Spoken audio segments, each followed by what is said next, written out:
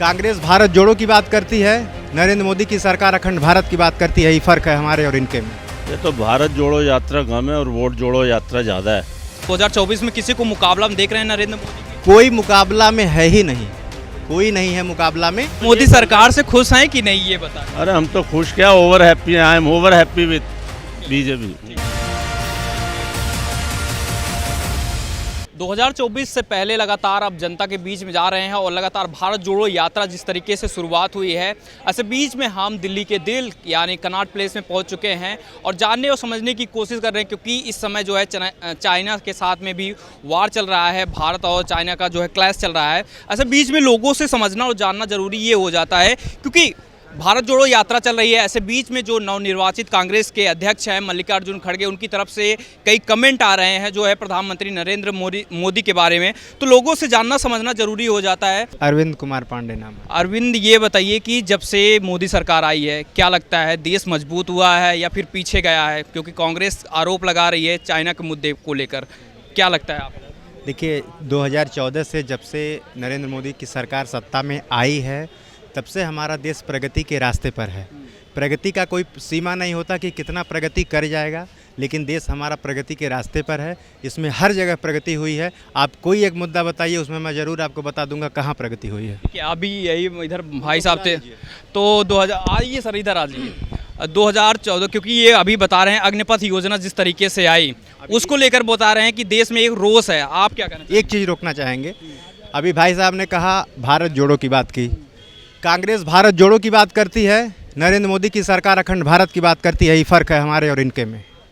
पहली बात, आपको नहीं लगता कि जैसे कि आरोप क्योंकि लगा, अभी यही बोल रहे थे कि देश में जो भी सुविधाएं हैं, जैसे एयरपोर्ट हो, इन सबको बेचा जा रहा है, अडानी ग्रुप के नाम से किया जा रहा है, इनको लग रहा है। आपको क्या लगता है? देखिए क्या है कि देखिए, नए रोजगार का सृजन करने में हमेशा सरकार के सामने चुनौतियां रही हैं, चाहे यह तत्कालीन सरकार बीजेपी की हो या इसके पहले की सरकार कांग्रेस की हो। सबके सामने नए रोजगार को सृजन करने की चुनौतियां रही हैं। इस सरकार के भी सामने है, पूर्व के सरकार में भी थी।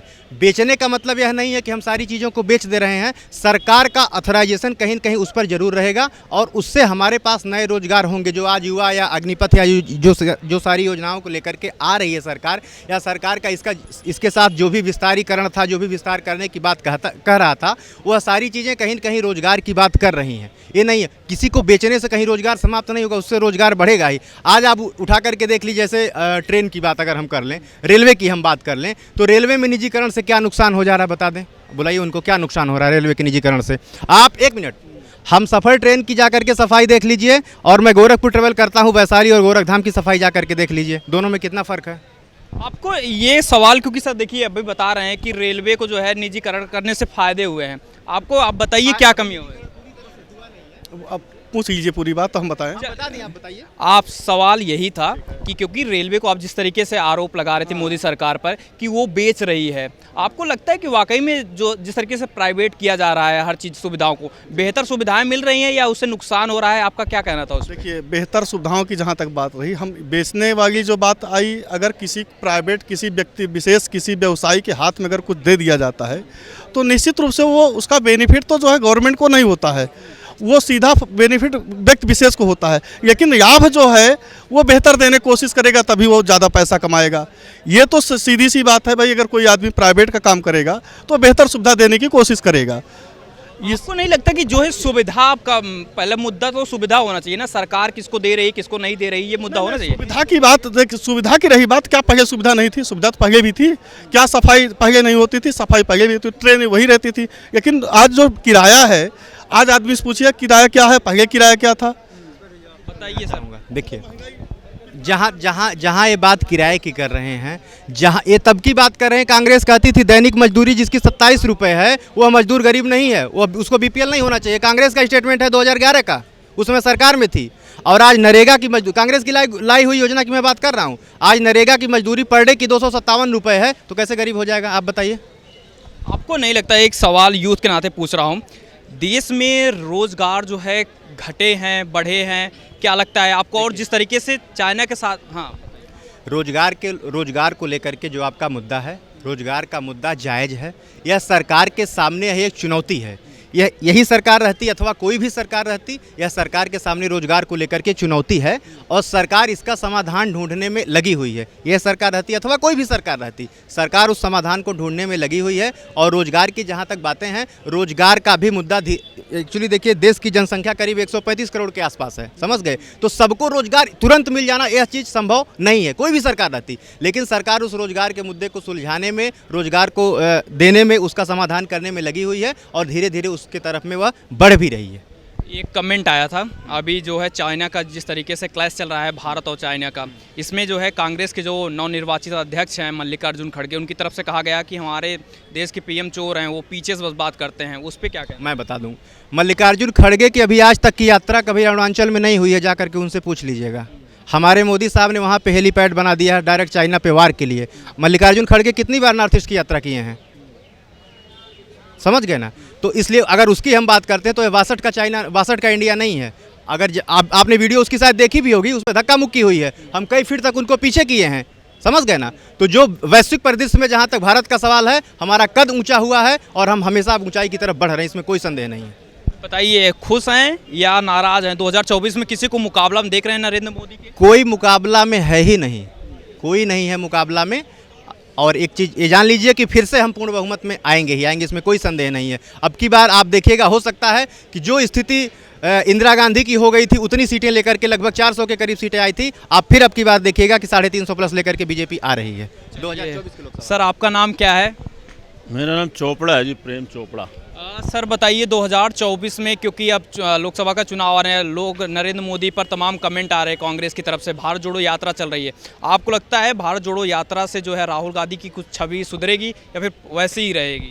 छवि तो वैसे ही रहेगी। ये तो जो यात्रा, ये तो भारत जोड़ो यात्रा कम है और वोट जोड़ो यात्रा ज़्यादा है। कांग्रेस जोड़ो यात्रा है।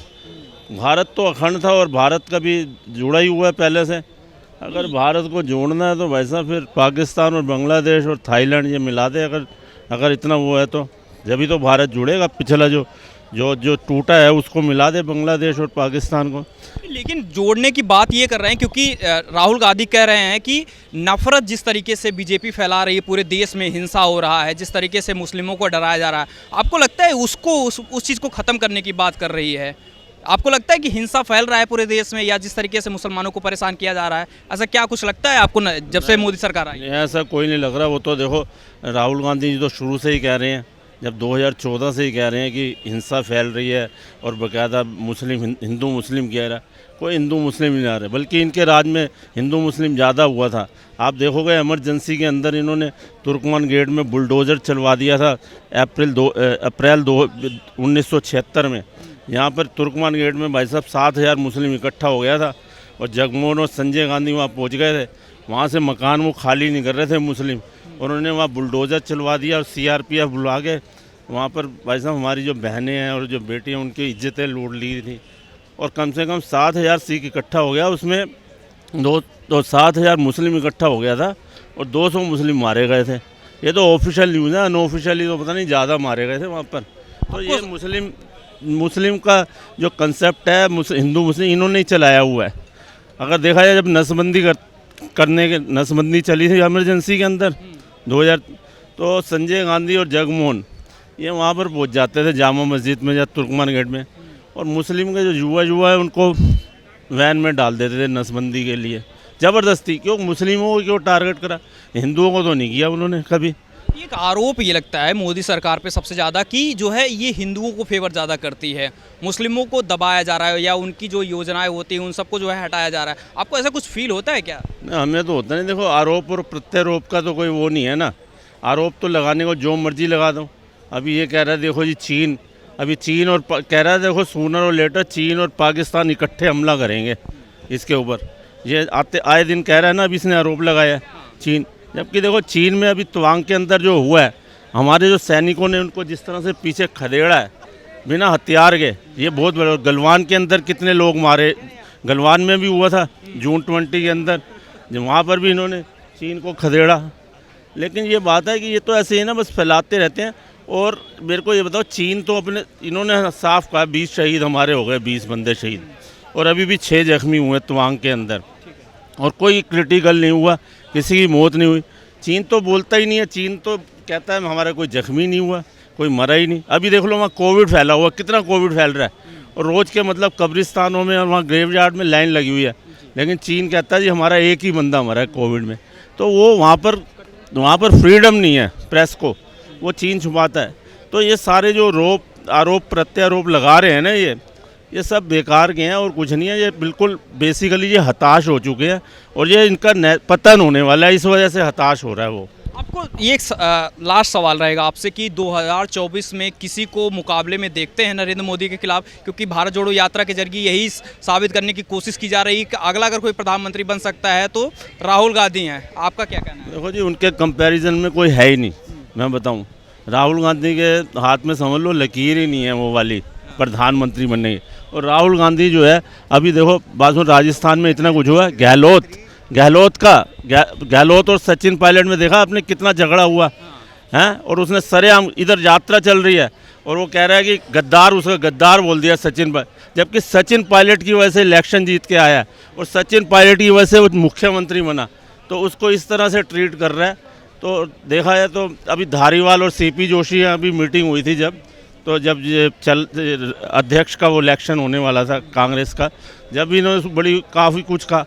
अब ये चाहता था मैं मुख्यमंत्री भी रहूं और कांग्रेस का अध्यक्ष भी बन जाऊं, दोनों हाथ में लड्डू रखना चाहता था। आप तो मोदी सरकार से खुश हैं कि नहीं, ये बता दीजिए। अरे हम तो खुश, क्या over happy, I am over happy with BJP. तो देखिए, हम जनता से बात कर रहे हैं और जानने समझने की कोशिश यही हो रही कि आखिर कितना मजबूत हुआ है देश जो है, क्योंकि तमाम आरोप लगाए जा रहे हैं और लोग क्या सोच रहे हैं उसके बारे में ये समझना और जानना जरूरी हो जाता है। क्योंकि ज़रूरी यही है कि क्योंकि आम जनता का क्या व्यू है या फिर क्या सोच रही है जनता, यह समझना और जानने के लिए हम इसी वक्त कनॉट प्लेस में पहुंचे थे और इसी मकसद से जानने की, क्योंकि तमाम आरोप जो है कांग्रेस पार्टी की तरफ से लगाए जा रहे हैं। ऐसे बीच में जनता का क्या कहना है, क्या सोच रही है, हम सीधा आपको कनॉट प्लेस से दिखा रहे हैं। कैमरे के पीछे हमारे सहयोगी अभिनव, मैं शिवशंकर उपाध्याय, धन्यवाद।